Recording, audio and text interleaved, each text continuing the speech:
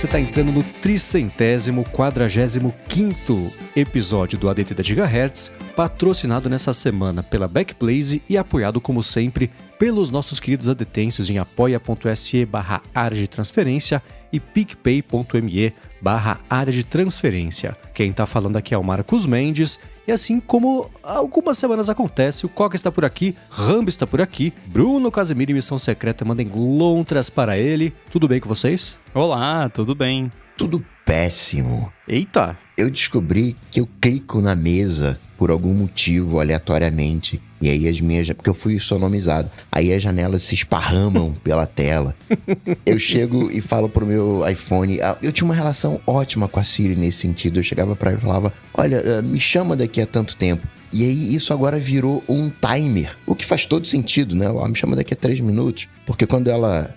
antigamente ela fazia com relógio, né? Colocava um despertador. E pra mim era super ok, mas se eu tava ali num segundo alto, acabava que de repente ela ia me chamar, sei lá, daqui a 2 minutos e 10. Aí agora eu tô colocando trocentos timers e eu não sei lidar com timer, porque minha dislexia vê lá 50 minutos e eu não sei o que significam 50 minutos. Eu tenho que ficar, peraí, não, tá horrível. Vou precisar de 3 anos pra me adaptar. Cara, sabe que você tá falando isso? Eu tô lembrando agora que eu vi hoje um post que foi publicado, como é que ele chama? Eu tô caçando aqui, ganhando tempo, do Craig Hockenberry, falando, ele fez um post de 2.000 palavras sobre os timers específicos do WatchOS 10, como tá muito mais difícil de bater o olho, interpretar o que é o que e tal, e pelo mesmo problema, ele fala assim, cara, eu vejo 10.2.00 e 01.2.00, bato o olho, eu confundo, sei lá, né, não estou prestando atenção, mas engraçado você falar isso e colou com o que ele acabou de falar também, faz 2 horas que ele publicou esse post que a gente tá gravando aqui. Você vai ter que mudar, falar pra ela te despertar daqui a 3 minutos, te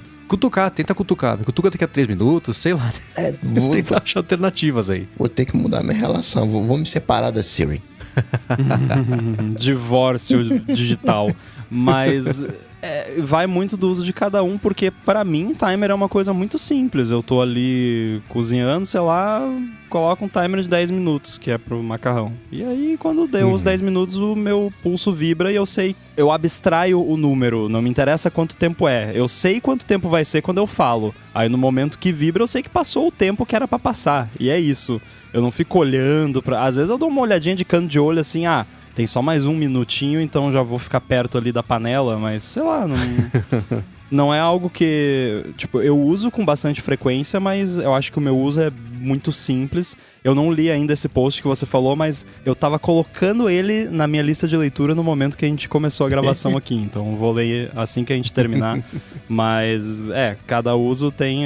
Agora, esse lance do desktop, do macOS Sonoma, me irritou muito no começo, porque eu não sabia. E aí eu clicava lá no desktop e eu tenho um canto...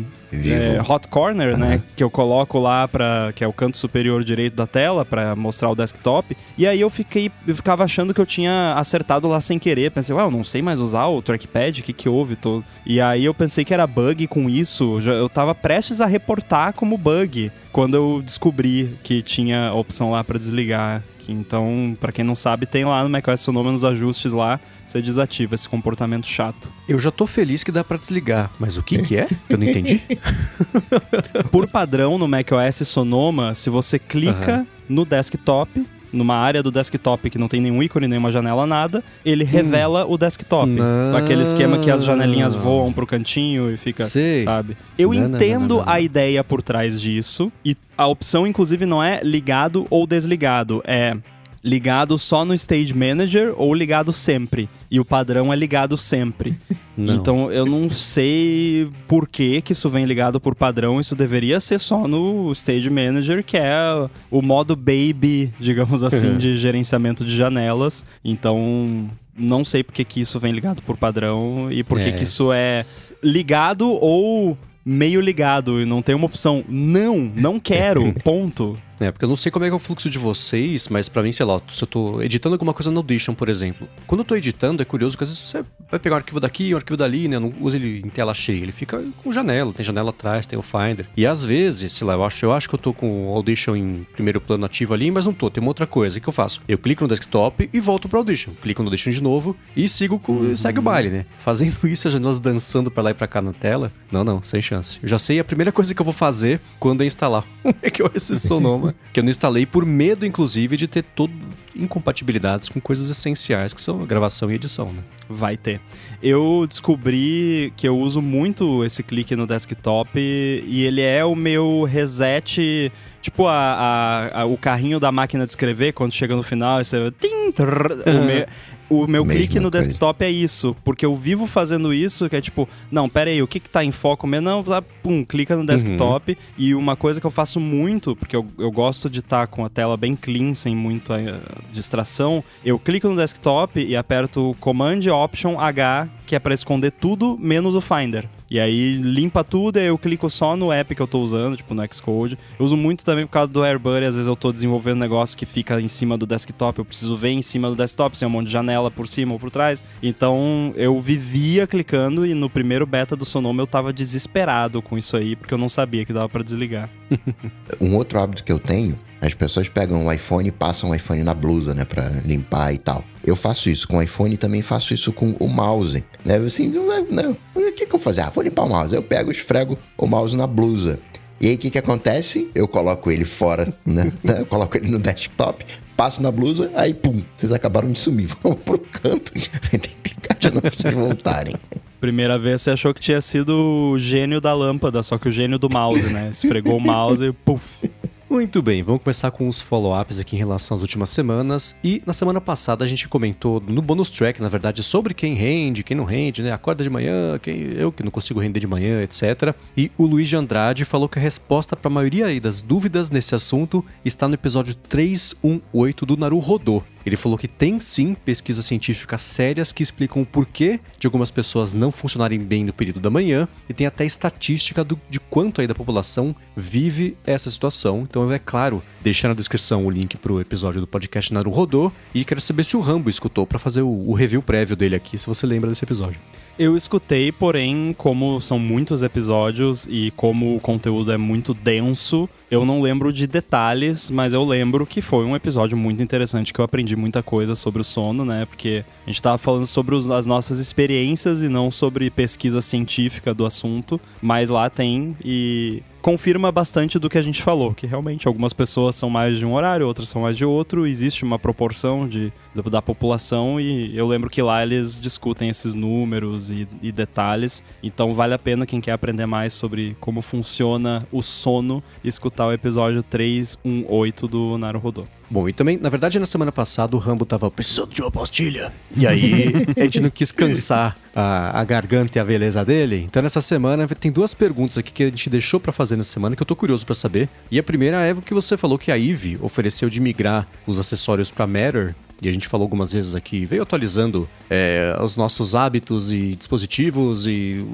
como é que a gente estava fazendo funcionar, ou não, que foi o meu caso, as coisas de casa conectada. Então depois que atualizou, você sentiu alguma mudança? Teve algum impacto ou maior integração com as coisas conectadas? No que deu isso aí? Bom, a primeira coisa que é importante mencionar é que tudo continuou funcionando perfeitamente. Já é um excelente começo. Exatamente. Eu atrasei um pouco de fazer essa migração com medo de que ia dar ruim, né? Porque ainda mais estava no meio de beta de iOS, coisa, então vamos dar uma segurada aqui. Aí eu fiz, a Eve no app deles lá me ofereceu, eu tenho a centralzinha meteorológica deles que fica lá fora, tenho alguns sensores de movimento, e aí quando eu entrei lá, eu acho que eu tinha entrado pra ver como é que tava o nível da bateria, ver se já tava na hora de trocar, que eu tava trocando bateria de outras coisas, e aí upgrade to Matter, e eu...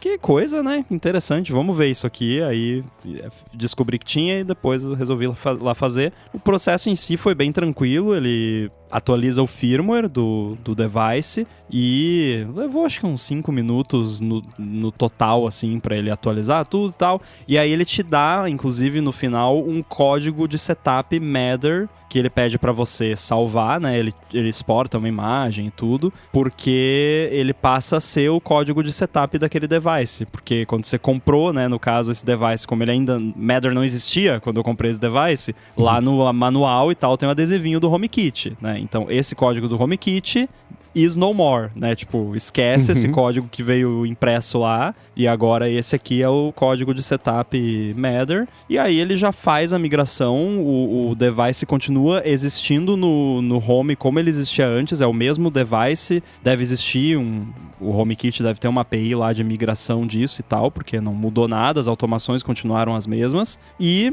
o que eu percebi, especialmente a central meteorológica, como ela lida com mais dados, eu não sei o que exatamente mudou. Bom, eu sei, mudou o protocolo, né? Mas eu não sei exatamente na prática o que melhorou, mas quando eu abro lá o app da Eve e abro lá a central meteorológica, ele baixa um histórico de temperatura, umidade e tudo, e isso tá bem mais rápido desde que eu fiz esse upgrade. Então só por isso já valeu a pena, que às vezes eu tô curioso lá, quero ver, nos últimos dias aqui, quando é que tava mais quente, mais frio e tal. Então, no geral, eu diria que vale a pena e que não precisa ter medo de fazer. O que vale mencionar também é que a minha casa tem bastante dispositivos conectados e vários deles que já têm Thread e ou Matter, então isso influencia talvez deixar a rede, né, como um todo mais harmoniosa, digamos assim, porque tem bastante coisa se conversando e aí um manda pro outro, que manda pro outro, faz aquele mesh bonito, mas tá aprovado o Matter, por enquanto não tive problemas. Boa, o seu caso acho que era o principal de teste, justamente porque você tem esse bando de coisa conectada na sua casa. Então eu acabei de inventar uma regra que cada coisa que você coloca na sua casa, você aumenta uma potência da chance de dar errado. Então se você tiver 3, a hora que colocou 4, virou a quarta potência. Então se você fez e tá rolando, é uma boa notícia pro resto de nós que tem menos coisas conectadas. Até tá pensando em entrar nisso. Eu acho que cada dia que passa as coisas ganham compatibilidade, essa barreira de entrada tá menor, porque não tem que fazer toda aquela ginástica de configuração e de compatibilidade, principalmente. Vai ser um pouco mais azeitado, como o Coca diz. Eu tenho uma sensação boa com Matter, assim, eu já tenho um nível de confiança bastante alto, porque todo o device Matter, tanto que eu migrei quanto fiz setup do zero, tipo o Sonoff que a gente falou, funcionou de primeira sem nenhum tipo de problema e permaneceu funcionando sem precisar ficar resetando, sem gambiarra, sem nada. Então, por enquanto, a minha confiança tá alta e vai permanecer assim enquanto as coisas continuarem funcionando dessa forma, né? Vamos ver, porque eu tive experiências não tão boas antes com coisas, tanto HomeKit quanto outros padrões que aí você conecta num hub, que é HomeKit e tal. Então, por enquanto eu tô bem satisfeito e acho que foi uma decisão acertada a unificação, né? Fazer esse novo padrão para padronizar tudo. Aparentemente é realmente um padrão que veio para ficar. Boa. E um último update aqui da sua lista de pendências desde a sua viagem, etc. Você, na verdade, tem já duas coisas pra falar, né? Porque a gente ia perguntar pra você sobre os Beats transparentes aí que você recebeu. São Studio Buds? Buds Plus. Buds é muito nome pra eu lembrar de cabeça, assim, né? Que você recebeu, tô curioso pra saber mais sobre a estética dele, etc. Mas você também, de uma semana pra cá, cresceu a sua lista de fones Beats. Então vamos fazer o update dos dois juntos. Pois é, pra quem tá vendo aqui o vídeo, tô com o Beats transparente. Ele é bem legal, eu gosto do estilo transparente, embora eu ache que na orelha ele não é tão bonito quanto na caixinha, o fato dele ser transparente. Tá. Mas isso é uma questão de gosto, né? Não dá pra dizer assim, isso é feio ou nada. Com relação à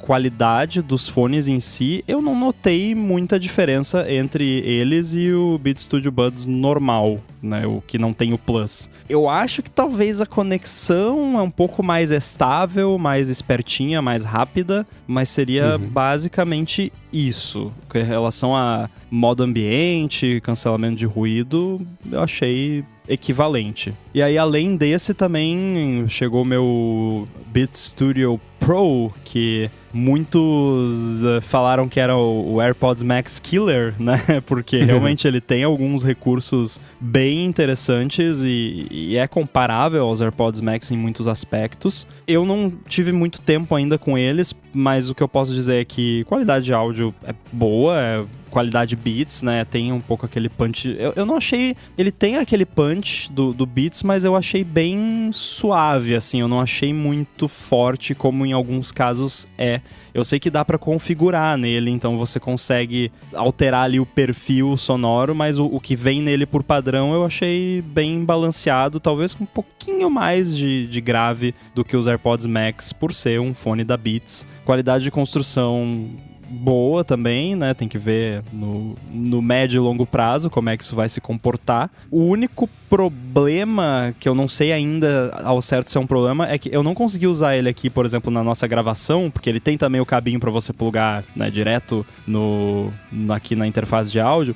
Eu uso os AirPods Max. E aí eu deixo os AirPods Max em cancelamento de ruído e eu escuto a minha voz exatamente como ela está entrando aqui no meu microfone da gravação. Porque se eu deixar, por exemplo, no modo ambiente, os AirPods Max, eu vou ouvir meio estranho, porque eu vou ouvir a minha voz do ambiente e a voz do microfone, aí não fica legal. Agora, com o Beats Studio Pro, eu acho que talvez o processamento dele não é esperto o suficiente, ou tem algum bug, ou eu não soube usar, e parece que rola um eco, assim, nesse retorno em tempo real da sua voz. Então eu não sei exatamente o que aconteceu. Eu conferi, ele tava no modo cancelamento de ruído, então não era o modo ambiente que tava causando isso nem nada, mas eu ainda vou fazer mais uns testes aí. De repente, se o nosso amigo Felipe tiver ouvido e tiver feito um teste desses, puder me dar alguma dica, mas essa parte, por enquanto, talvez tenha um problema, ou talvez o problema seja eu. E tendo usado todos eles, pra quem que você recomenda um e pra quem que você recomenda outro? Digo assim, Beats e AirPods.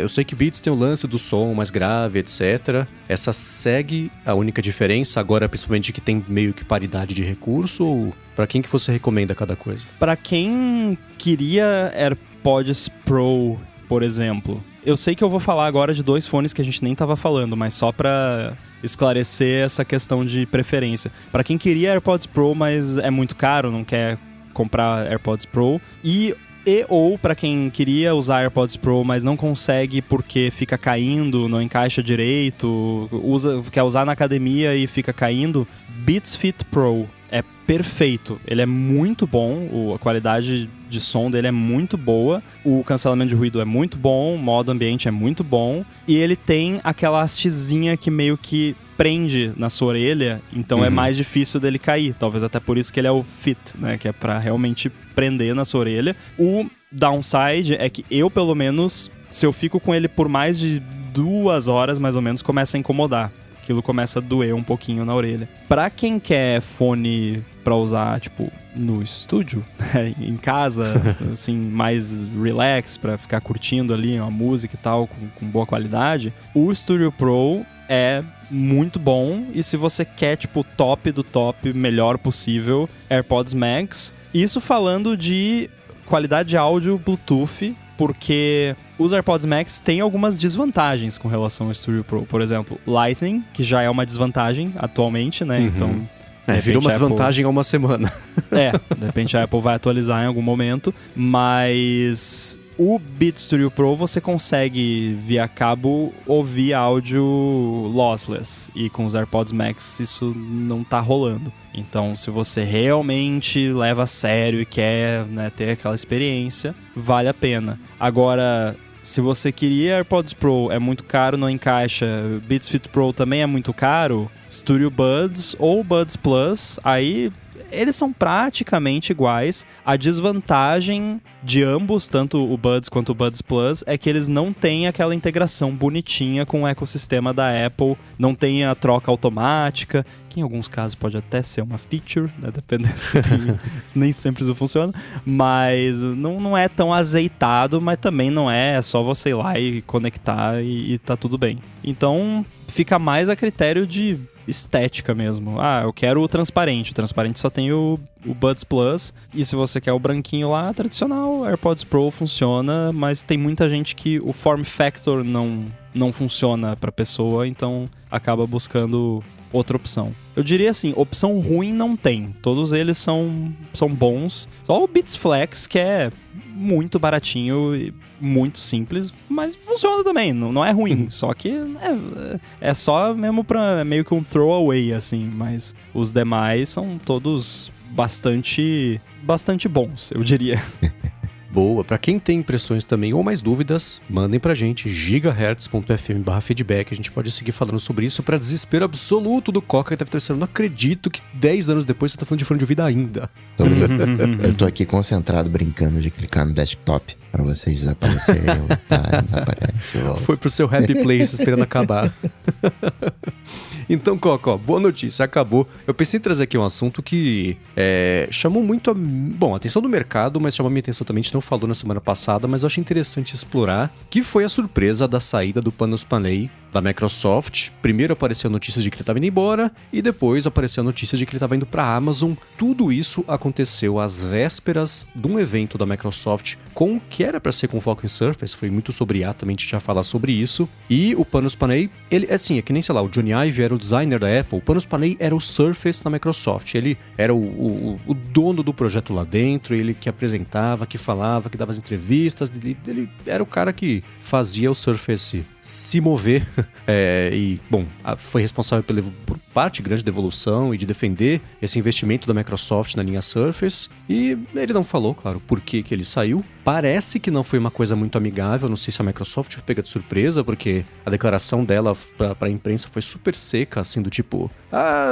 agradecemos ele pelo que ele fez e isso aí, valeu, tchau, né? E aí rolou o evento Surface, o pessoal falou, foi meio, parecia meio improvisado e tal.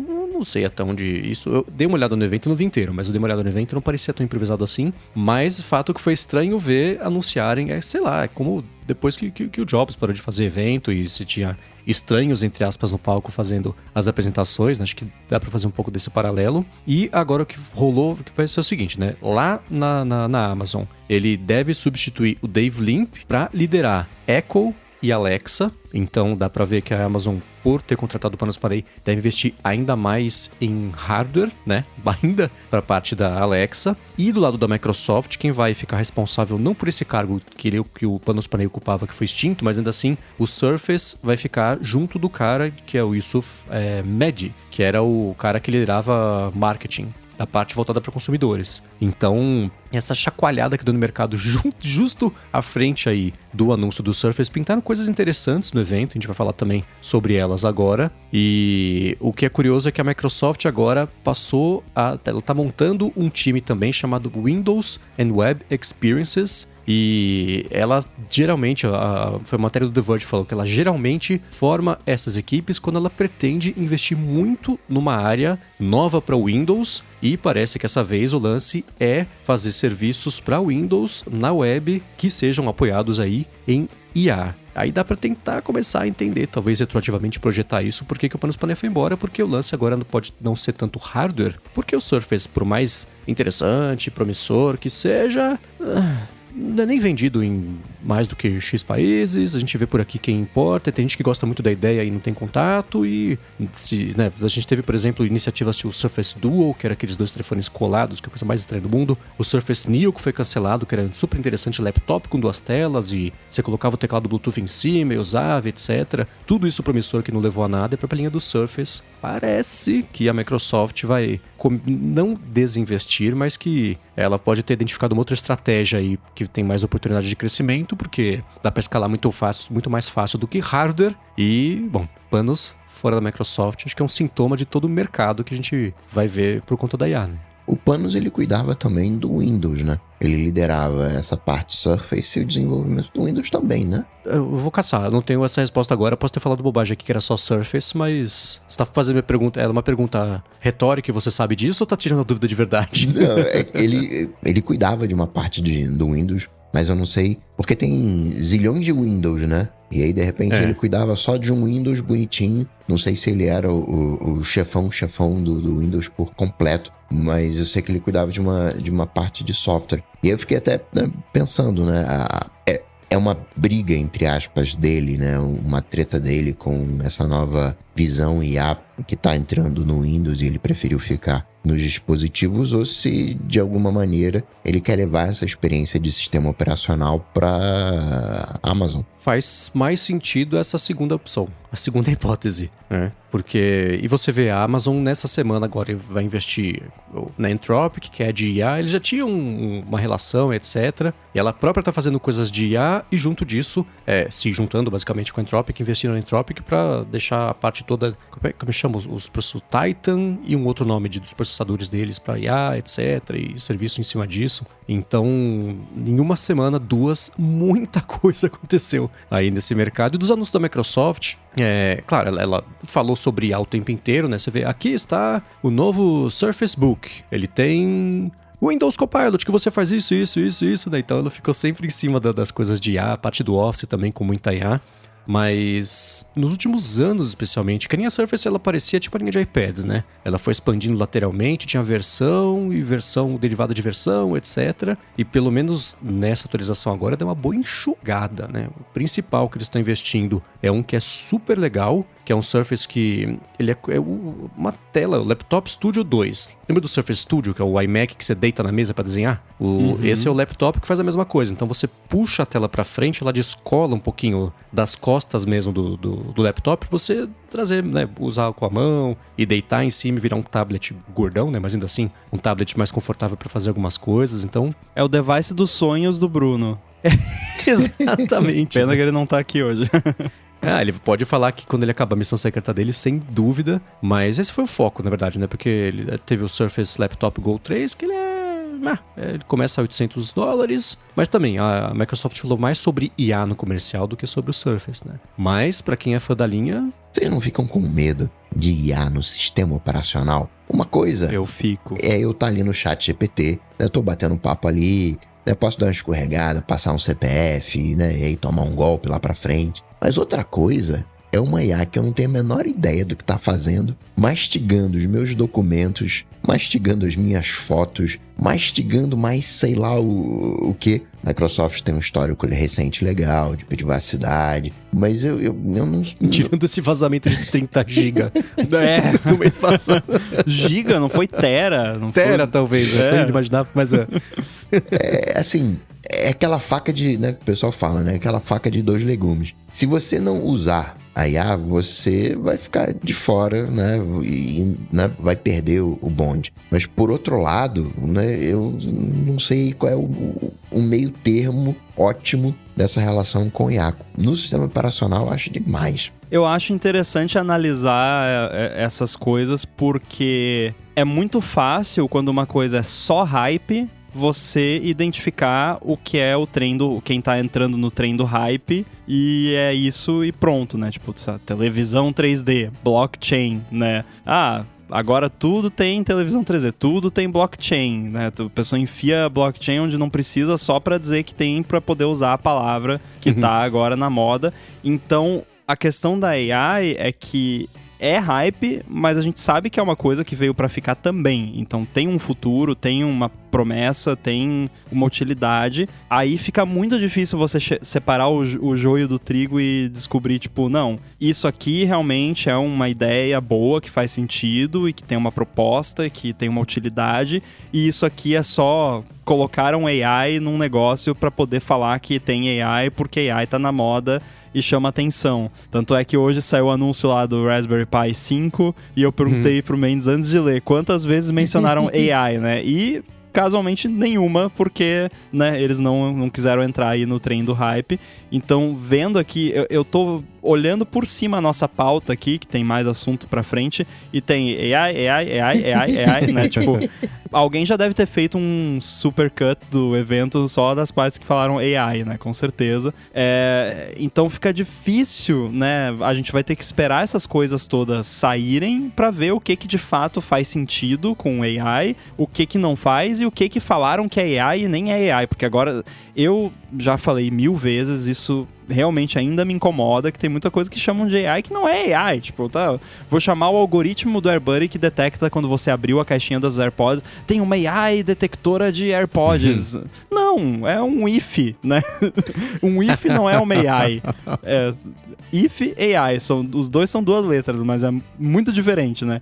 Ou então uma mera matemática, ou heurísticas, ou fuzzy logic, né? Tem vários tipos de construções que você pode usar e que o pessoal chama de AI, dá uma esticada pra chamar de AI só porque, né? Vamos chamar de AI porque dá pra botar no comercial e vende. Então, eu sei que tem muita AI, né, no sentido mais amplo da palavra, que na real é machine learning, envolvido em muitas das coisas que a Microsoft anunciou. O 365 eu achei muito interessante, acho que tem potencial, mas isso tudo é pra falar que eu tô com coca, eu tenho um receio também desse negócio de coloca as alavancas do sistema operacional na mão de um bichinho louco lá que você não sabe o que tá fazendo, não sabe pra onde tá indo. Pegar numa proporção bem menor o lance de widgets no iOS, que se eu não me engano até hoje ainda é assim por padrão, quando você cria uma stack de widgets, ele ativa lá sugestões de widgets e Smart Rotation lá. Esse negócio não funciona. Aí você coloca lá o widget de bateria e o widget de calendário numa stack, e aí quando você vê tem um widget de foto. Não, eu não pedi pra botar um widget de foto aqui, mas a, entre aspas, AI, né, vai lá e coloca. Então eu fico pensando nesse tipo de coisa. Aí a AI vai lá e ativa o clicar no desktop pra esconder as janelas, porque acha que você vai querer isso, né?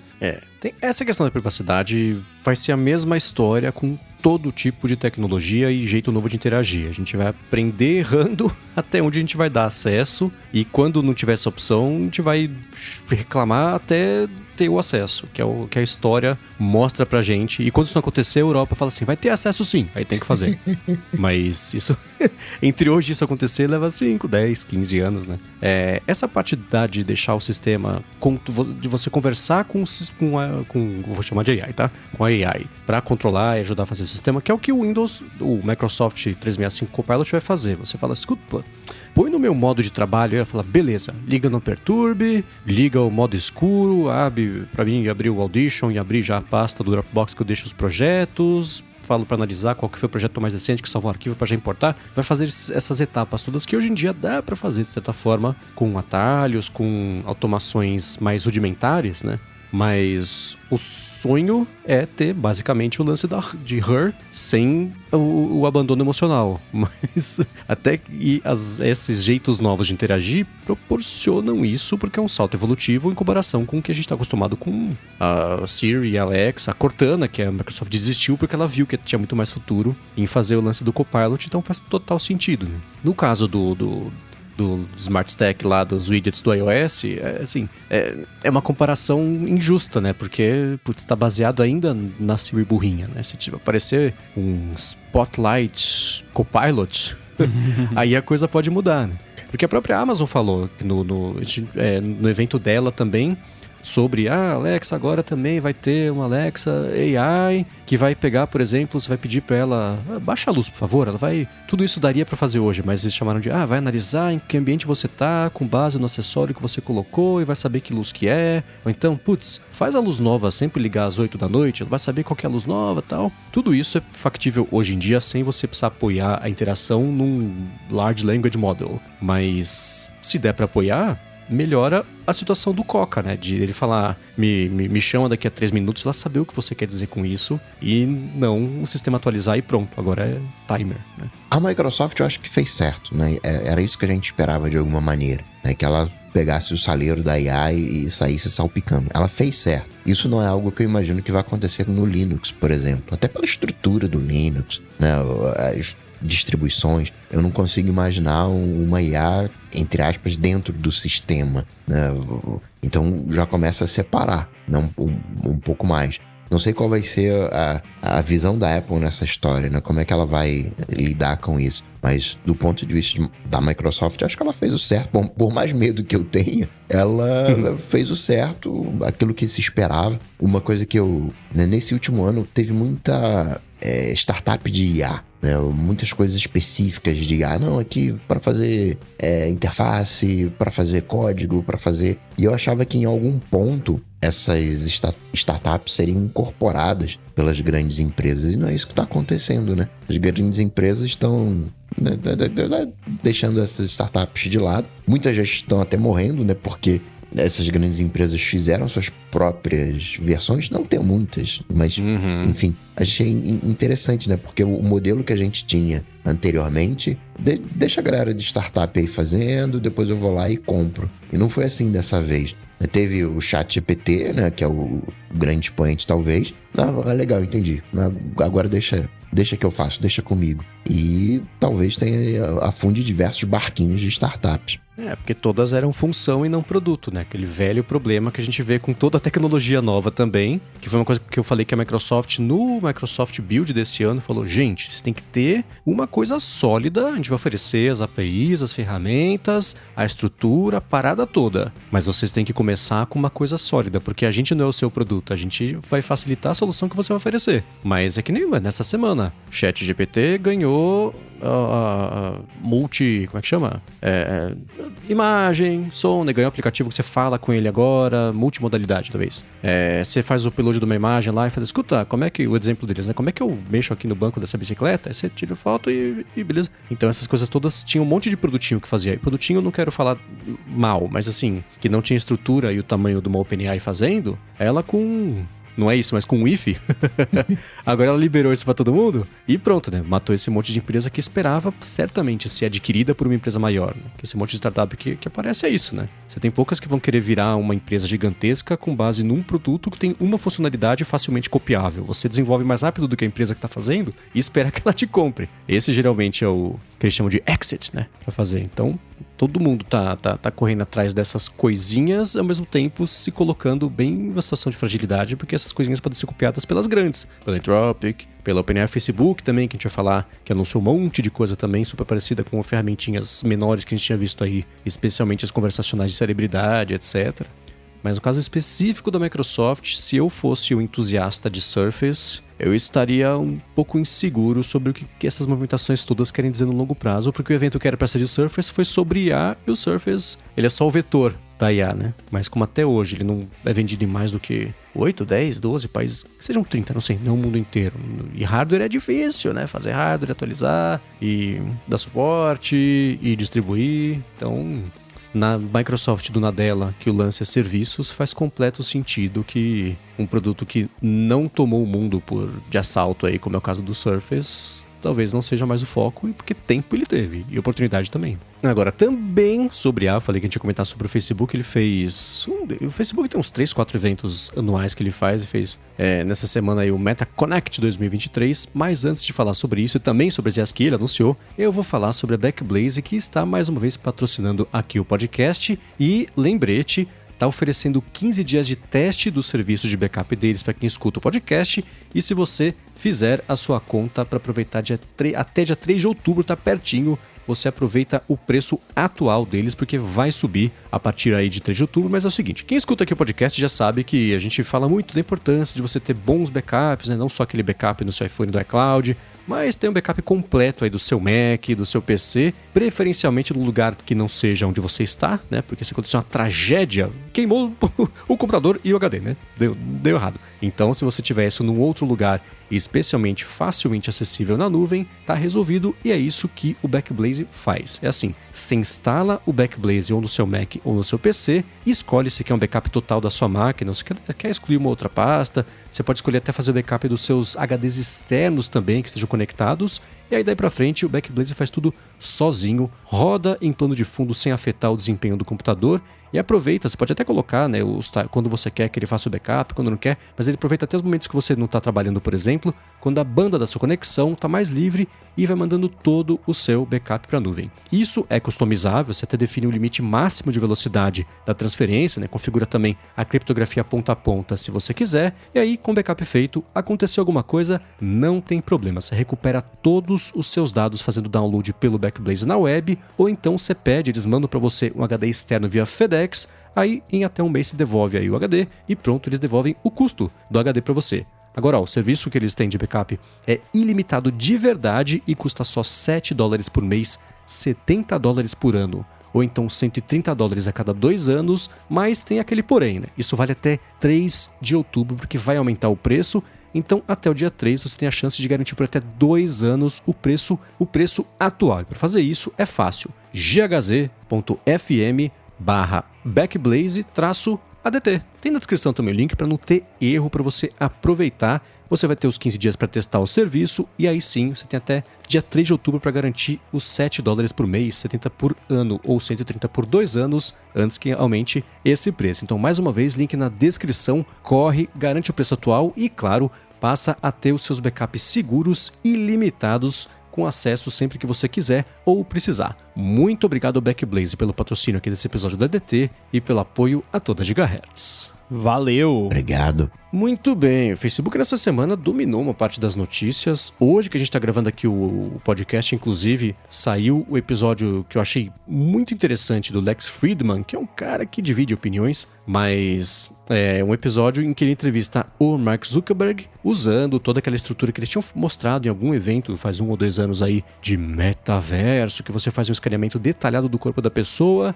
e aí sobe lá no sistema que vai usar isso para fazer a leitura do seu rosto, usando os MetaQuest lá da vida, iPhone, etc. E aí o Lex Fridman e o Mark Zuckerberg fizeram um podcast juntos, só que separados, e subiram no YouTube um vídeo que tem a cena deles de verdade, né? Cada um na sua cadeira onde eles estiverem lá gravando. Tem o vídeo do que eles estão vendo, às vezes corta pra olhar, tipo, pra dentro da câmera, né? Quebrando a quarta parede, um conversando com o outro parece que tá falando com você. E também tem uma cena que é dividida entre eles de verdade, eles em 3D, e no meio um mapeamento 3D, o reconhecimento ali do gesto não, mas do rosto, do que tá acontecendo pra juntar uma coisa com a outra. Eu achei bem impressionante. E me sinto meio sujo falar de um jeito todo empolgado sobre o negócio do Facebook, mas o que eu posso fazer? É a situação em que estamos, né? E isso aconteceu como consequência do evento, nesse MetaConnect 2023, que foi metaverso de um lado e IA do outro, e no terceiro lado juntando essas duas coisas, né? Então, e parte dessa história, o Zuck conta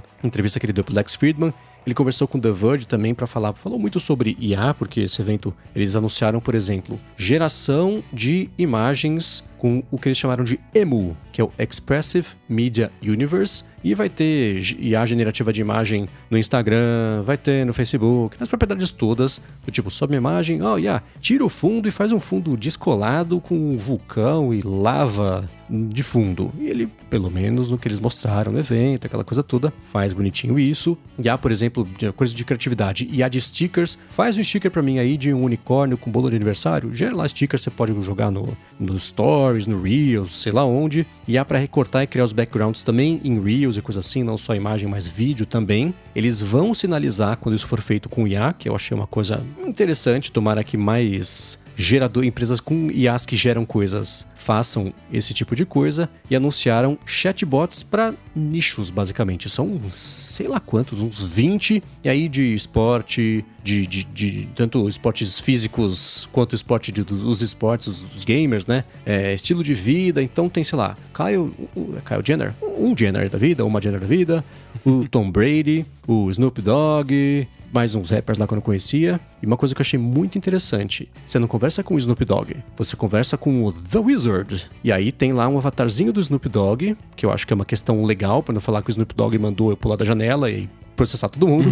Então, eu achei curioso isso aí. E para rodar isso tudo, o que o Facebook fez? Não está usando o Llama, que é a IA o modelo que eles fizeram, open source, que a comunidade recebeu super bem, etc. Da segunda versão, eles fizeram um proprietário, não deram detalhes, falaram, é baseado aqui no Llama, mas bababá. E uma coisa que aí sim acendeu um sinal enorme de alerta, o Zuck falou que nesse momento não está assim, mas ele confirmou basicamente que as IAs vão usar tudo que as pessoas geram, digo, as imagens do Instagram, blá blá blá, para treinar os modelos. A resposta dele foi a seguinte: veja bem, essas IAs, os modelos todos são treinados com, sei lá, um chat GPT com bilhões e bilhões e bilhões, os parâmetros lá, e os sites e textos e livros, etc.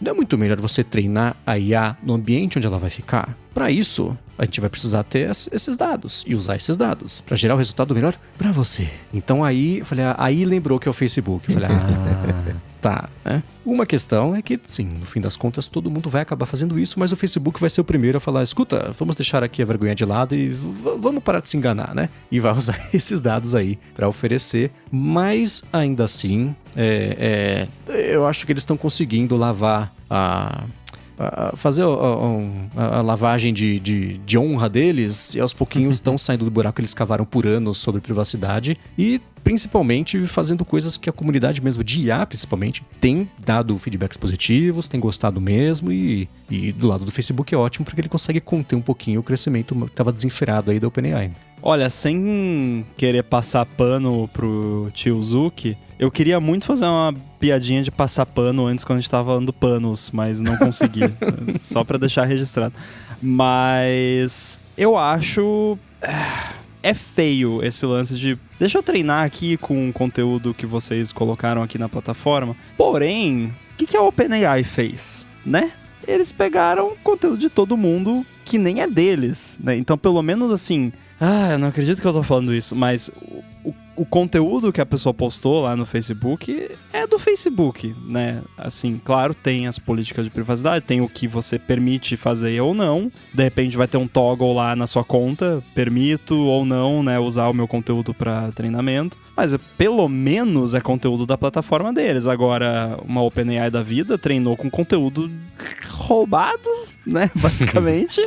Né? Não tem um outro jeito de falar isso, porque inclusive muito provavelmente incluiu aí conteúdo do Facebook, porque existem perfis e comunidades que são abertas, que você não precisa nem de login pra entrar. Inclusive, né, esse monte de site agora que você só consegue entrar depois de vencer um CAPTCHA ou de fazer login, agradeça a OpenAI, porque isso é tudo o pessoal fazendo técnicas anti-scraping, basicamente para impedir aí treinamento de modelos. Então, é feio?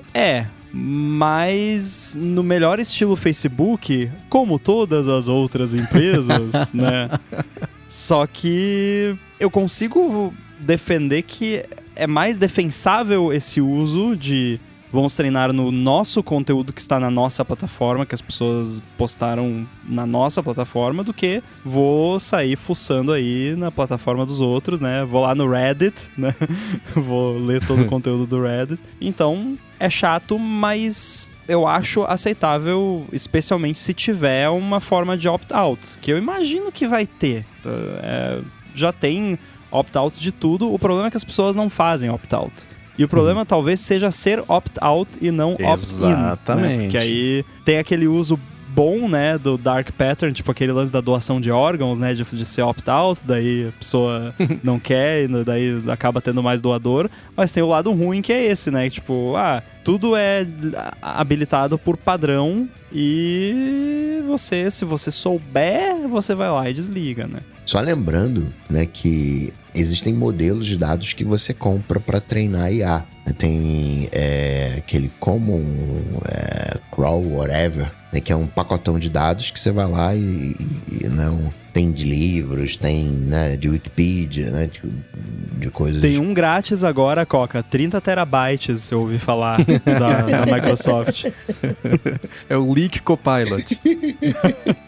Mas, Rambo, eu sinto essa sua dor, né, do estranhamento de ver essas atitudes vindas do Facebook e de um jeito muito maluco isso ser aceitável em 2023, coisa que a gente tinha 3, 4 anos ia falar que nem a pauta, velho. Eu chamei o Zuck de verme e naquele momento, de fato, ele se comportava feito um.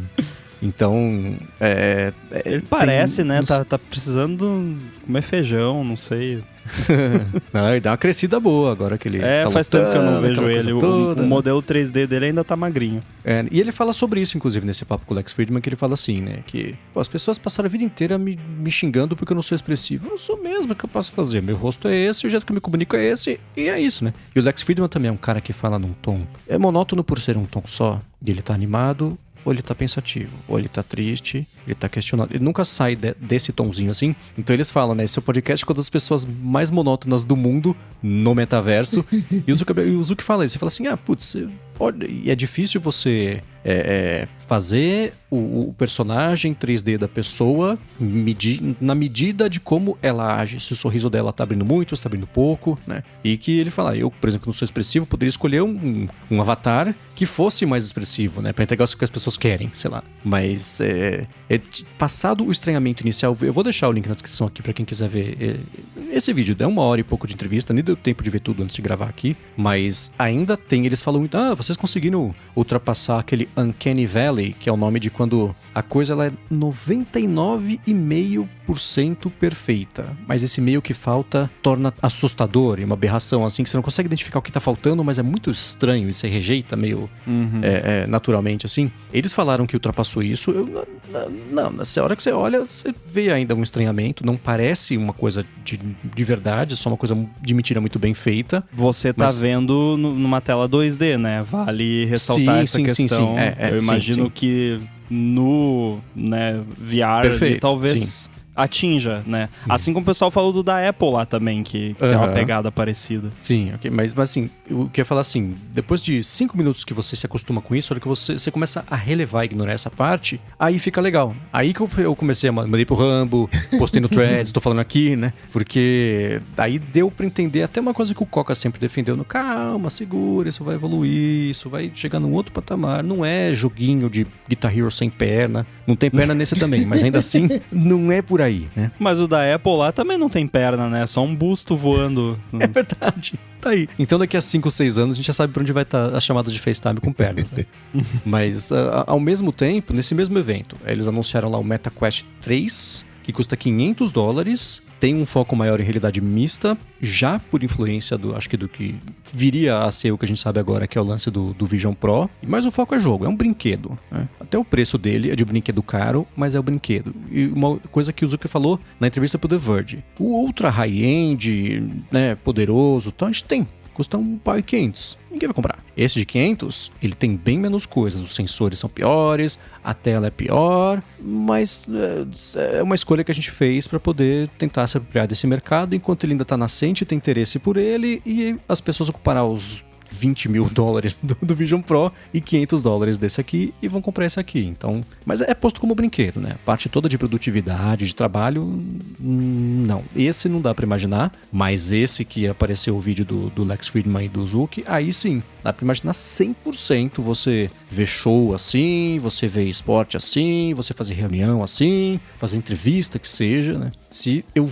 entrasse numa sala pra falar com os dois, vendo esse vídeo do YouTube, imaginando eu nessa mesma conversa ali no ambiente imersível, eu ia ter... O meu cérebro tá convencido de que eu conheci pessoalmente essas pessoas. O que é um jeito bizarro de assimilar isso, mas agora essa chavinha virou pra mim e... Claro, estamos muito longe, essa é uma tecnologia que, sim, tem que ir num lugar lá no sei onde dos Estados Unidos e fazer um escaneamento do seu corpo inteiro que demora horrores, tem que falar um monte de coisa, fazer um monte de face, expressão. É super demorado, super caro. Beleza. Mas daqui a 5 anos, daqui a 10 anos, daqui a 15 anos, essa conversa vai ser bem diferente, né? Aí eu comecei a enxergar esse futuro. E outra coisa, a Microsoft, legal, fazendo a sua inteligência artificial, mas é a Microsoft. O que eu quero dizer com isso? Nem todo mundo usa o Microsoft, mas todo mundo usa o WhatsApp, usa o Instagram. Aquela brincadeirinha que a gente falava 10 anos atrás, pô, caramba, lá, o cara acha que a internet é o Facebook. E hoje talvez tenha mudado, né? Hoje talvez a internet seja o WhatsApp. Algo parecido. Mas as pessoas estão ali. E o Zuck está colocando essas ferramentas para essas pessoas. Hoje não é mais peraí, eu tenho... Quer dizer, não é hoje, na maneira de falar. Mas eu não tenho que baixar um aplicativo de chat GPT no meu celular. Eu estou usando o WhatsApp, eu estou ali no Instagram. Eu vou ter um emo. Eu vou ter um Dolly para brincar, para interagir. E isso faz uma baita diferença. Porque todo mundo tem. Diferente de uma Microsoft, que é um ambiente de trabalho, nem todo mundo trabalha com computação, né? Com computadores. Você pega até médicos, por exemplo. O cara tem lá um computador, mas é um editor de texto. Ele usa no dia a dia mesmo, é o WhatsApp. É nessas horas que o Facebook passa a ter um certo quê de plataforma, né? Embora eles nunca tenham conseguido emplacar um hardware assim como um smartphone da vida, que a gente sabe que era o sonho molhado do Zuck, né, para conseguir poder fazer o que quisesse. Imagina se tivesse dado certo um smartphone do Facebook pra poder chupar tudo da sua... Aí sim ia ficar gravando o microfone 24 horas por dia. Aí ficaria. Mas não rolou, né? Porém, eles têm plataforma. O WhatsApp é uma plataforma. Não tem a mesma amplitude de uma plataforma como um hardware e um sistema operacional, mas é uma plataforma. Então, eles integrando essas coisas, reduz a necessidade de você ir procurar em outro lugar, como o Coca disse, de abrir lá um app do ChatGPT ou abrir o site. Então, é uma coisa que aumenta ali, digamos, o lock-in do ecossistema Facebook, mesmo eles não sendo donos do sistema operacional e do hardware, ao menos não no smartphone, mas é algo que pode dar muito certo pra eles. Pra gente eu não sei, né? Mas pra eles pode dar muito certo. O Coca fez um comentário aqui que esse tempo todo eu passei quieto procurando esse dado. Eu acho que eu encontrei ele de 2022, então pode ter mudado um pouquinho, mas existem hoje 1 bilhão, existia em 2022, 1 bilhão e meio de dispositivos rodando o Windows 11 e o Windows 10. Não é o universo total de pessoas que usam Windows, mas já é menos do que eu achei que seriam. 1 bilhão e meio. Hoje o Facebook... Só o Facebook, né? Tem 3 bilhões de usuários ativos mensais, então tem uma diferença aí, etc. Então, já é possível que o Facebook seja uma plataforma maior do que o Windows, né? Então, essa comparação ela é extremamente pertinente e profunda. Sim, pois é. Sim. E vai abrir mesmo a cabeça de muita gente. Porque... às vezes a gente, né, eu, na minha realidade, eu fico, né, entre aspas, 24 horas na frente de um computador. Mas o mundo não é assim. O padeiro, ele não fica 24 horas na frente do computador, talvez lá no final do dia para fechar as contas lá da padaria, mas o cara tá no WhatsApp o dia inteiro, né? Dê aquela pausinha, vai lá, né? Isso faz muita diferença. Verdade. Galera de tecnologia usa muito, né? Slack, Microsoft Teams. Galera que trabalha em qualquer outra coisa usa o WhatsApp. É bem isso que você falou. O padeiro usa o WhatsApp, recebe lá o pedido, manda restaurante, pizzaria, entregador, qualquer outro ramo de trabalho que não seja diretamente ligado à tecnologia, ninguém usa Slack ou Microsoft Teams ou nem mesmo e-mail. É WhatsApp. Pois é. Então, daqui a 10 anos, todo mundo fazendo podcast e reunião com um Ray-Ban Meta Smart Glass na cabeça e mimetizando os gestos todos. Mas assim, deixando o ceticismo de lado e todo o ranço que é inerente, pensa em Facebook, eu penso em bobagem, né? Mas ainda assim, pra fazer... É tipo como é que chama o filme da Pixar dos sentimentos lá? Divertidamente, exatamente, né? Que o grande insight é sentimentos conflitantes. É assim também, né? Com o Facebook. Acho que na cabeça tá mais ou menos um orb multicolorido ali. Mas eles anunciaram também nesse evento os Meta Smart Glasses lá, que segunda versão dos Ray-Ban, colocaram Meta no nome. Antes não era, antes era Ray-Ban Stories, eu acho que chamava. O nome cretino assim. Agora que eles já conseguiram fazer aí a sonegação de moral, que já estão colocando o próprio nome no produto. Adorei esse termo. Vou adotar.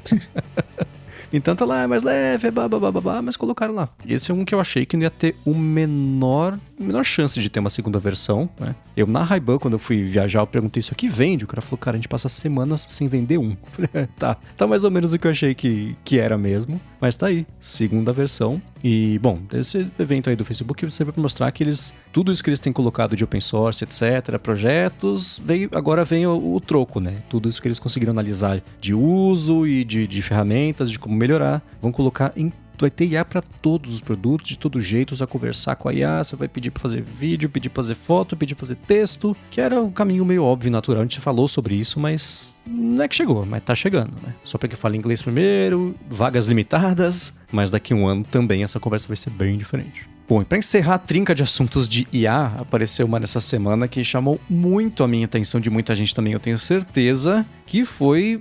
Essa é uma daquelas notícias que tem uma frase, aí ela vira 8 parágrafos, aí é replicado em vários sites. Então, a notícia que o The Information trouxe foi uma frase que disse que o Johnny Ive e o Sam Altman, que é o CEO da OpenAI, que já eram amigos, conversaram sobre como é que a nova era de hardwares poderia ser nesse mundo de inteligência artificial. Isso migrou para Johnny Ive está trabalhando em produto para a OpenAI, Johnny Ive está fazendo coisas para o ChatGPT, foi ganhando caras tomaram um café junto e isso virou, né?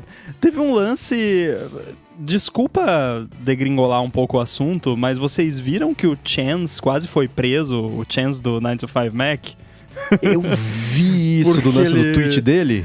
Ele postou, ele fez uma montagem de zoeira de um iPhone 15 Pro desmontado, e aí ele pegou e colocou o adesivo Intel Inside em cima do chip. E aí aqueles seguidores de Elon Musk maluco de Twitter, de stonks, começaram a retweetar e comprar ação da Intel, e as ações da Intel dispararam nos Estados Unidos por causa de uma piada do Chance. Valorizou 2,5% em questão de minutos as ações da Intel. E aí ele chegou a deletar o tweet com medo de ser preso por insider trading, alguma coisa assim. Então, isso pra mim é bem parecido. É tipo, os caras tomaram um café e trocaram uma ideia e pronto, tá fazendo um device. E ele fez essa montagem, saiu a foto, acho que da iFixit, que mostrava o iPhone por dentro. Você vê aquele monte de componente. Ele pensou, putz, tem aqui que parece processo engraçado ter um adesivo da Intel. E ele fez o Photoshop e postou, que é óbvio que essa é uma piada, pelo amor de Deus, né?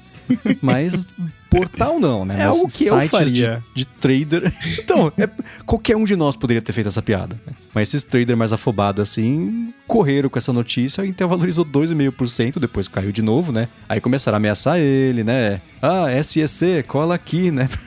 Deu um problema. Se a pessoa comprou a ação da Intel porque viu um adesivo da Intel num chip do iPhone, a pessoa não deveria estar comprando ação de empresa de tecnologia nenhuma, porque ela tem que ter um mínimo de conhecimento, né? Não investe no que você não conhece. É a regra. E agora, a pessoa achar que tem alguma coisa a ver com o Intel, né? Ou então o Chance é realmente muito famoso, né? E o fato do Chance ter feito uma piada com a Intel é suficiente para valorizar as ações da empresa. Nossa, não. Imagina se estourando alguém na Intel vindo e falando, oi? Oi, né? E, putz, não tô perto do computador pra vender minhas opções agora. Mas, enfim, é parecido, né? De qualquer forma, não surpreende pensar que o Ive tá pensando em como é que isso seria, porque a vida dele foi como é que a gente se relaciona com produtos de tecnologia da maneira mais humana possível, né? Me surpreende ele não tá fazendo isso com a Anthropic, com a própria Humane, que tem uma pegada um pouco... O blá deles é um pouco mais próximo disso do que a OpenAI, que ela já virou a grande corporação, pelo menos desse mercado, né? Tudo bem que tem lá... E eles estão fazendo aquele... Não é OpenAI, é o Sam Altman, que tá fazendo aquela WorldCoin, que você vai lá, escaneia o seu olho numa esfera, e eles foram em países... Eu não lembro que país, um país tipo nosso, subdesenvolvido, e ofereceram, se você escanear sua íris aqui, população, vocês vão ganhar World Coins para usar como vocês quiserem, etc. E já puxaram a ilha deles, mas tá aí, Sam Altman e Johnny Ive pensando no que seria um hardware para era da IA. Eu fiquei pensando, o que seria um hardware para era da IA? Eu fico... Você mesmo falou, né? Ele pensou nisso a vida inteira, natural que vai continuar pensando. Mas o Johnny Ive já não venceu? Ele já não perdeu a data de validade? O Johnny Ive hoje, pra mim, é um ícone, né? Ele pode fazer o que ele quiser, que nem o Wozniak, que esses caras podem fazer o que quiser. Mas eu já não levo fé nessas pessoas, né? Eles estão naquele patamar de hors concours, né? Que você só olha, admira e dá aquela risadinha, não que vão produzir coisas. Talvez eu esteja sendo preconceituoso. Tá certo, ele é o cara da alta moda, não é de roupa que a gente vai usar na rua todo dia, né? Fazendo essa... Não é que ele vai desenhar roupa, mas vocês entenderam o que eu quero dizer, né? É o desfile, é o conceito da pessoa que entra lá na passarela com sacos de lixo, umas correntes com cadeados, e isso é a tendência pro primavera-verão, não sei. Então ele tá desenhando essa parte conceitual. A vida inteira dele foi isso, ele foi movendo cada vez mais pra cima, né? Fez umas loucuras aí no meio do caminho, vou redesenhar o mecanismo de teclado para usar menos elementos e tal, deu água, vou tirar portas dos Macs, deu água, design de iPhone também, né? Cada vez mais fino, isso influenciando em como é que a gente usava. Nesse ponto, eu entendo perfeitamente. Por outro lado, eu acho que é a hora certa de pensar conceitualmente como é que vão ser os produtos que a gente vai se relacionar tendo IA no meio do caminho. Então, ele envolvido nisso de alguma forma vai influenciar o caminho que isso vai tomar antes dos projetos começarem. E isso eu acho empolgante, porque tirando toda essa loucura que ele pegou no meio do caminho aí e foi ficando com ideias cada vez mais estranhas, menos práticas, ele é um cara que tem... É que nem o lance do Apple Vision lá. Que, ele é uma pessoa que... O Apple Watch também, né? Vamos deixar aqui, é uma coisa mais próxima da gente, a gente vai usar na nossa cabeça ou no braço, etc. E o lance do que você vê os olhos lá da pessoa quando tá usando o preparatório, é a ideia dele, né? Então, essas coisinhas conceituais assim, eu acho que elas são válidas, apesar de que tudo o que ele desenhar daqui pra frente, já estava sendo assim, não vai ser prático para usar no dia a dia, nem prático de fazer, nem barato de fazer, nem prático de usar mesmo. Mas eu acho que conceitualmente é um cara que sempre pensou de um jeito inteligente nessas coisas, e o jeito que a gente usa o iPhone hoje é por causa dele, e enfim, produtos.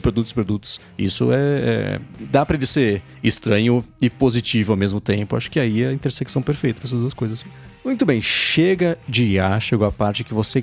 não vai ter nenhuma pergunta de IA, eu acho, aqui, pra gente responder, é a parte do Alô ADT. Se você que tá escutando tem uma dúvida, uma pergunta, um questionamento, um comentário, mande pra gente gigahertz.fm/feedback, ou se você estiver aqui na nossa live que a gente faz, que a gente publica, eu publico lá no Threads, no Mastodon também o link pra galera poder acompanhar ao vivo, as pessoas mandam perguntas às vezes, e isso também cai aqui. Por exemplo, o Bluepus Tecnologia falou o seguinte: a Apple quer adquirir os direitos de imagem da Fórmula 1 e quer saber se isso agregaria valor à Apple TV Plus. Não vendo Fórmula 1, mas vendo especialmente nos últimos 2 anos a proporção que isso tomou, eu penso que, sem dúvida, talvez mais até do que Messi na Apple TV. Eu tenho que desviar do Messi de um lado e do Hamilton alguma coisa do outro, porque agregaria muito valor, sem dúvida. Com certeza. Ela tava negociando, ou tava gravando já, não sei, se era documentário, se era coisa dramatizada também com a história de Fórmula 1. E, bom, a maior parte da liderança do alto escalão ali da Apple é alucinada por carro. Johnny Ive, né? Sempre alucinado por carro. Phil Schiller, o Ed Kilter, no painel da Ferrari. Então tem diversos alinhamentos aí de interesse e até de paixão mesmo, que sempre lhe ajuda muito a fazer um projeto ir pra frente. Então agrega valor para a Apple TV Plus até nessa estratégia deles, que não é de hoje, mas é cada vez mais importante nessa assinatura de esportes, né? Começou com um documentário aqui, o Steve Curry, não sei se é ele, mas underrated.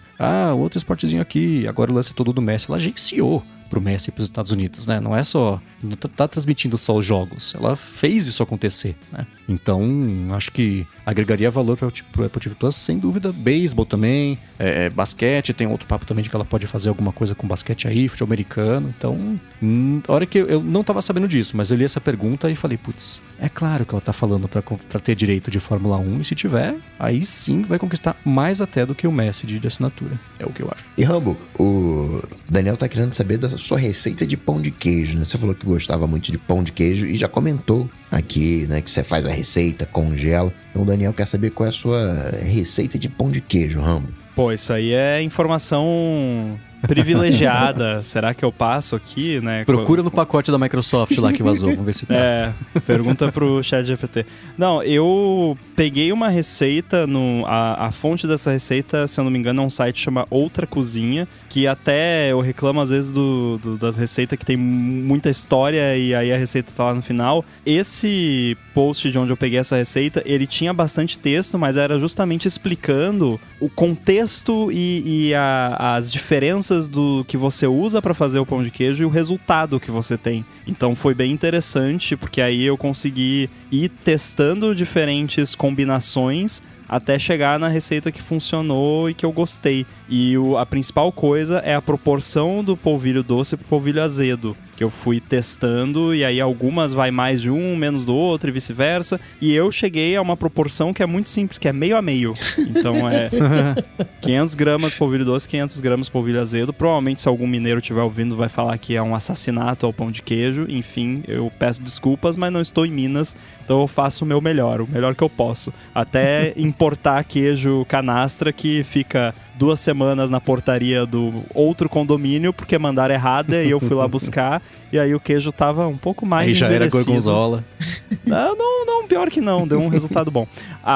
Mas eu vou fazer o seguinte, eu vou exportar um PDF aqui, porque eu tenho no Notes a minha receita, e aí a gente bota um link aí nas notas do episódio, quem quiser faz em casa. É uma receita usa 1 quilo de polvilho, então é pão de queijo pra caramba. Pra é um congelar. projetinho aí de final de semana. Dá pra fazer a metade da receita, eu já fiz, né? Divide tudo pela metade e funciona. Mas vale a pena, faz ali a receita toda, porque daí você congela, eu faço lotes e congelo, e aí tem pão de queijo quando você quiser, taca no forno, taca na air fryer, meia horinha tá pronto, mas vai ficar o link aí e quem fizer tem o dever de mandar foto e review.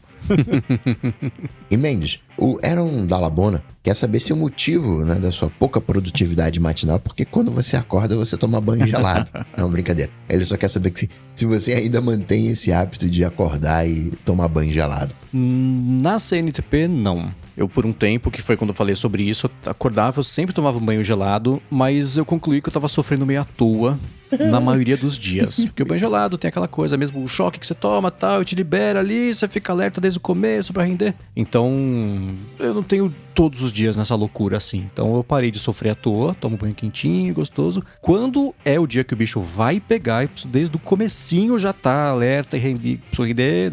Sexta-feira, por exemplo, o dia que é super corrido, sexta-feira é o dia de banho gelado. Mas no dia a dia mesmo, assim, eu fui abandonando esse hábito. Eu percebi que o tanto que eu sofria assim que eu saía da cama não compensava o benefício. Mas então ele tá... É que nem a Larissa, por exemplo, que não gosta de tomar café. Ela toma quando ela precisa de verdade. Então eu adotei isso pro banho, assim. Da CNTP não, mas quando o bicho vai pegar, toda ajuda é bem-vinda e o banho gelado ainda é uma opção. E por último, o Guilherme quer saber se a gente já ouviu o podcast Guerras Comerciais, porque saiu um episódio das disputas entre Microsoft e Apple. Eu nunca escutei. Então, eu não escutei porque eu não conhecia, mas eu vou escutar. Obrigado, Guilherme. Eu vou deixar aqui na descrição do episódio o link pra quem quiser dar uma espiadinha. Eu adoro esse tipo de podcast que volta no tempo e conta a história e geralmente tem algo a acrescentar e não ficar só na superfície e se aprofunda bem. Pareceu ser, vendo até a lista de episódios e temas que eles trataram, já gostei e vou escutar. Valeu a dica. E nessa toada eu vou dar a dica pro pessoal do podcast que é o Land of the Giants, que a cada temporada eles abordam uma empresa. Já teve sobre a Netflix, já falaram também sobre a Amazon e a temporada atual foi sobre a Tesla. Então dá pra imaginar a parte divisiva, etc. Mas é muito bom. Roteiros super bem feitos, entrevistas aprofundadas com quem manja do que tá falando, de cada mercado que eles tocaram ali. E, bom, tem uma dose de humor que eu acho sempre divertida também e bem-vinda. Então, uma dica não solicitada por ninguém, mas que eu vou dar aqui, que também é sobre essa parte mais comercial, de negócio e abrangente, mas aprofundado ainda assim, é o Land of the Giants. Também vai ter na descrição aqui o link pra quem quiser escutar. Nessa mesma pegada tem aquele Flipping the Bird, que é uma pegada bem parecida com o Land of the Giants, só que especificamente sobre as tretas lá do quando o Musk assumiu o Twitter. Bem divertido, é uma minissérie, acho que tem uns 10 episódios, nem isso, vale a pena também. Vale muito a pena e enfim, eles fizeram... Bom, já concluiu, foi uma minissérie, já encerrou, então... Eu penso que é que nem o livro do Walter Isaacson, né? Que ele foi fazendo biografia. Onde que você... Até que momento você falando, putz, daqui pra frente, não importa o que aconteça, eu não vou atualizar, porque senão não vai ter fim nunca, né? O cara vai seguir fazendo barulho e fazendo loucura. Esse é o problema de fazer a biografia do cara que ainda tá vivo de um lado, mas também, né, contando a história do Twitter, que agora, nos últimos meses, deu uma aliviada. Apesar de que vocês viram a entrevista da Linda Yacari no Recode, no evento que eles fizeram de negócios, foi na quarta-feira. Eu vou deixar o link aqui pra quem quiser ver. Eu não vi a entrevista inteira, eu li a entrevista inteira e vi um outro vídeo, mas era uma posição super já antagonista, combativa entre ela e a entrevistadora, e todo mundo sabe que ela tá lá pra esquentar a cadeira só, né? Então perguntaram pra ela, escuta, você como CEO do Twitter, dia desses o Musk falou que ele vai começar a cobrar todo mundo pra usar o site. Ele passou por você essa decisão? Ela... desculpa, o que você me perguntou? Então, vai começar a cobrar o Twitter, é verdade? Passou por você essa decisão? Ele falou com você? A gente fala sobre tudo, tá? Tá, e... Mas enfim, né? Tudo isso pra falar o quê, né? O Flipping the Bird é muito bom, vale a pena escutar, assim como também o Land of the Giants. E não escutei, mas já gostei. Vou recomendar também o Guerras Comerciais pra quem quiser ver ou escutar nesse da história da Microsoft com a Apple. E enfim, o Rodrigo Gonzalez, que tá aqui acompanhando, falou também que ele ia comentar o Land of the Giants. Então tá aí, pra galera que quiser novos podcasts e mais coisa pra ouvir no fim de semana, vai tá aí, porque o ADT acabou. Se você quiser encontrar os links do que a gente comentou ao longo do episódio, vai em gigahertz.fm/ADT/345 ou dá mais piada aqui nas notas do episódio. Quero, é claro, agradecer a Backblaze pelo patrocínio do episódio de hoje, aos nossos adetêncios e apoiadores que estão lá no apoia.se/área de transferência e picpay.me/área de transferência, a vocês que escutam, que curtem, que recomendam, por exemplo, deixam reviews, avaliações do podcast, e a vocês, Coca e Rambo, pela copresnetação de mais esse episódio do ADT. Muito bem, quero deixar deixar registrado que o André Pitt, que está escutando ao vivo aqui, me deu o título de pão de queijista honorário, e ele é mineiro. Então quer dizer que eu não assassinei o pão de queijo, ao menos não dessa vez. Vai ter o link aí da receita para quem quiser. E para me encontrar, você procura lá no Google, especialista em pão de queijo. Não, @_inside lá no mastodon.social, Guilherme Rambo 2 no Instagram. Valeu. Para falar comigo, você vai na internet, vulgo no Instagram, manda uma DM para coca.tech, ou então vai naquele carinha que tá completando 25 anos, coletando dados e revendendo também. Bate Coca-Tech que a gente troca uma bola. Muito bem, eu sou MVC Mendes no Mastodon, Instagram e Threads. Apresento aqui na GHz, sua fonte toda segunda-feira com Felipe Espósito e área de trabalho toda quarta-feira com a Bia Kunze. Apresento para a Alura o Hipsters Fora de Controle, que sai toda sexta-feira lá no feed do hipsters.tech. A gente fala sobre inteligência artificial aplicada e escrevo todo sábado pro Mac Magazine. Tudo dito e posto, a gente volta na semana que vem. Falou. Valeu. Tchau, tchau.